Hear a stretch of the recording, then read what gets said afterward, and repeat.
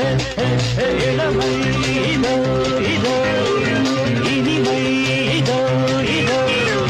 college teenage பெண்கள் எல்லோருக்கும் என் மீது கண்கள் இளமை இதோ இதோ